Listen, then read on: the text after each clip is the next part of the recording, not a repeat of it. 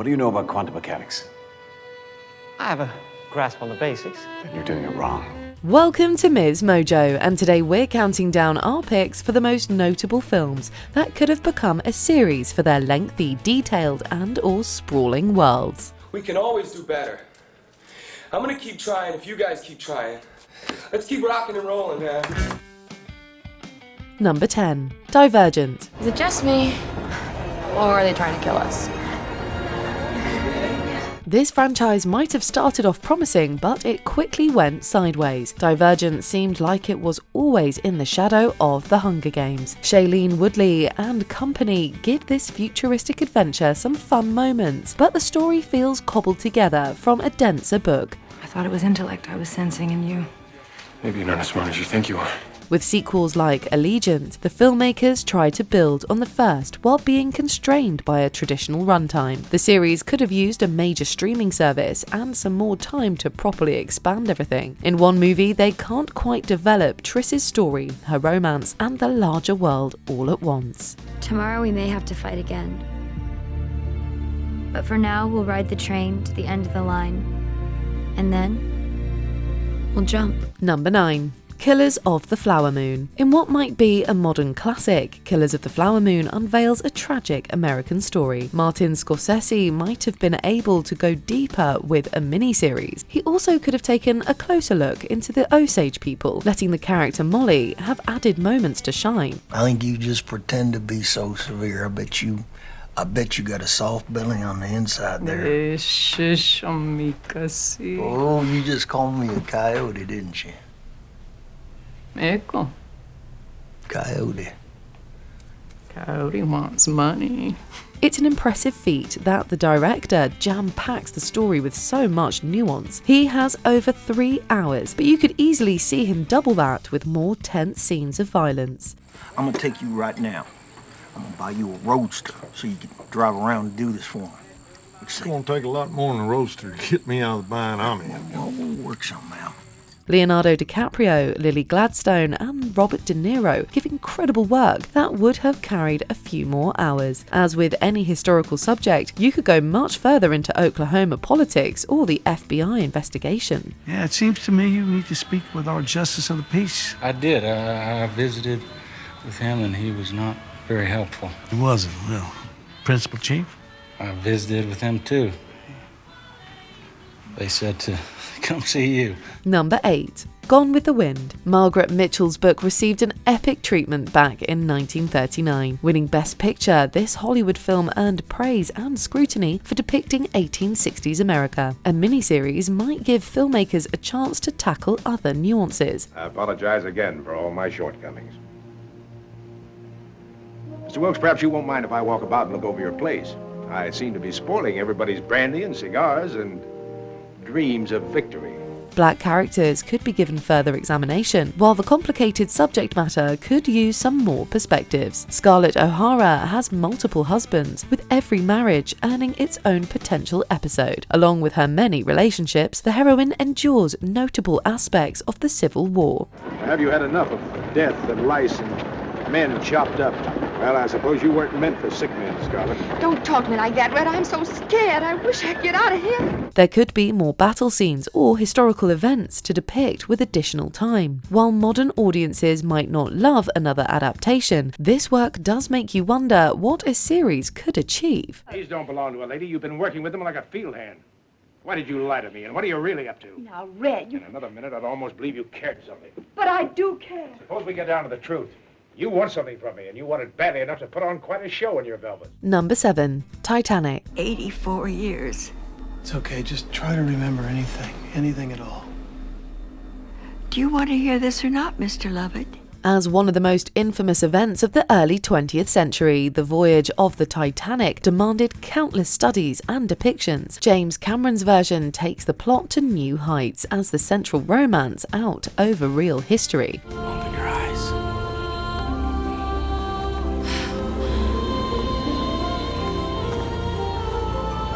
I'm flying. A miniseries would let filmmakers take an in-depth look at the construction, voyage, and sinking of the ocean liner. The movie also only gives you a glimpse of the rescue efforts. Considering the impact it had on society, the aftermath could receive its own episode. The number of films, documentaries, and books on the subject would easily fill out the runtime. Cameron's extraordinary vision would be interesting on a bigger scale and with ample time to spend with intriguing characters. Do you know of Dr. Freud, Mr. Ismay? His ideas about the male preoccupation with size might be of particular interest to you. Number 6. Pulp Fiction. There are aspects of Quentin Tarantino's masterpiece that would fit right into a miniseries. First off, the competing timelines and stories almost feel like modern TV. The larger format would give him an opportunity to write even more dialogue with great characters. I was sitting there eating my muffin and drinking my coffee and replaying the incident in my head when I had what alcoholics refer to as a moment of clarity. Vincent Vega and Jules Winfield could hang even longer, or we could see Butcher's fight and eventual escape. The funny and inventive script is already awesome, but there's also a chance to learn other things about this darkly comedic world. Do you want to hear my Fox Force 5 joke? Sure. Except I think I'm still a little too petrified to laugh. No, you won't laugh because it's not funny. But if you still want to hear it, I'll tell it. With an extended cut of The Hateful Eight on Netflix, there's a chance that there could have been a bigger Pulp Fiction. There's always lots of potential with one of Hollywood's best writers/directors at the helm. You gotta make some phone calls? You gotta call some people? Well then do it! Number 5. Boogie Nights. Paul Thomas Anderson's second film is an entire world unto itself. Examining 2 decades of excess, the ensemble feels like a fully realized snapshot of the 1970s and 1980s. We're going to make film history, not here on videotape. Mark Wahlberg's hero has a memorable journey from a star to a tragic figure. He isn't the only one either, with many other performers stealing the spotlight. A longer cut could provide even more entertainment and a closer look at their work. For the shoot, I want to talk about the look. I want to see about getting this new zoom lens. Right. I was wondering if we'd be able to look into getting some more lights, too, you know. Jack wants a minimal thing. Yeah, well, very often minimal means a lot more photographically, I think, than, well, I think most people understand. I understand. No, hey, I know you understand. I'm talking about some other people. Many awesome montages help you through the story, but more time could let Anderson delve into each person as their own separate arc. A miniseries could help celebrate and promote an already classic lineup and riveting plot. Been around this block twice now. I'm looking for something. A clue. Been looking for clues and something led me back here. Yep, so here I am. Number 4. Mulholland Drive. Originally set to be a TV show, David Lynch repurposed the idea for Mulholland Drive into a movie. The filmmaker's knack for surrealism feels like the perfect way to tackle Hollywood. I had a dream about this place. Oh boy. See what I mean? Okay. So you had a dream about this place. Tell me. There's whole sections of this film that could be their own arcs, with scenes like the diner or the cowboy meeting inspiring speculation. We don't need more explanation, but we'd love to see where the director could have taken us. What do you want me to do? There's sometimes a buggy. How many drivers does a buggy have? 1. So let's just say I'm driving this buggy, and if you fix your attitude, you can ride along with me. The central dynamic between an aspiring actress and an amnesiac also hooks viewers. With all the mysteries surrounding it, this narrative might have benefited from becoming more episodic. As it stands, it's clearly one of the artist's strongest and most acclaimed works. That girl is not in my film! It's no longer your film. Number 3. Conclave. As something of an airport novel, this source material could be considered dramatic and a little sensational. It also features the endlessly fascinating world of Vatican politics. The inner world of the voting process and potential for drama could make for a fun miniseries. First ballots? Between 20 and 25. But it is tomorrow night that the real work begins. Somehow we have to get him a 2/3 majority. By real work, you mean what exactly? You don't have to grasp at straws to imagine each episode's cliffhanger, with there being ample opportunity for twists. The ensemble is a fantastic mix of known and lesser-known talent. Someone brought that woman here and staged this melodrama.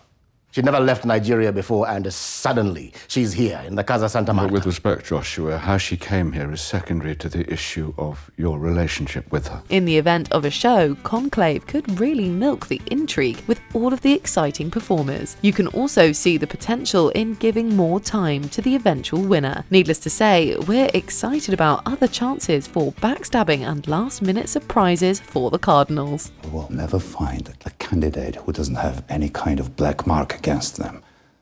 We're mortal men. We serve an ideal. We cannot always be ideal. Number 2. Lawrence of Arabia. Among the best epics of all time, Lawrence of Arabia feels like several films rolled into one. You could argue that it's halfway to a miniseries with its length and detail. If the camels die, we die.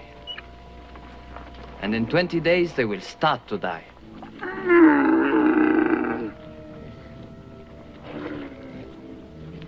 There's no time to waste then, is there?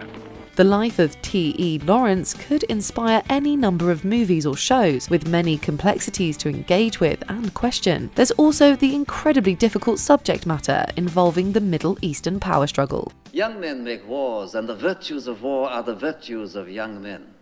Courage and hope for the future. Then old men make the peace. And the vices of peace are the vices of old men, mistrust and caution. It must be so.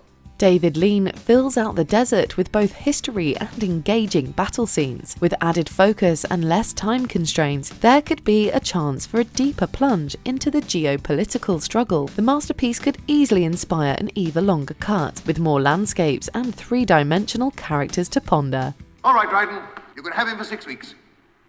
Who knows? Might even make a man of him. Before we continue, be sure to subscribe to our channel and ring the bell to get notified about our latest videos. You have the option to be notified for occasional videos or all of them. If you're on your phone, make sure you go into your settings and switch on notifications. Number 1. Oppenheimer. Christopher Nolan's biopic about the famed and controversial physicist is wall-to-wall information. He doesn't waste a second without giving you information about the man, his mission, or the broader context of the atomic bomb. We're theorists. Yes? We imagine a future, and our imaginings horrify us. But they won't fear it until they understand it. The tight editing keeps the narrative tightly wound, but a miniseries might have given him more chances to explain. There are so many characters to introduce throughout this movie that you almost can't comprehend them in one viewing. The fantastic storytelling is great on its own, but a show might help confused viewers. Algebra's like sheet music. The important thing isn't can you read music, it's can you hear it. Can you hear the music, Robert? Yes, I can. You barely have time to breathe for 3 hours of extensive scientific research and history. Nolan seems to prefer film as a medium, but there's no telling what he might get up to with a longer runtime. Is anyone ever going to tell the truth about what's happening here?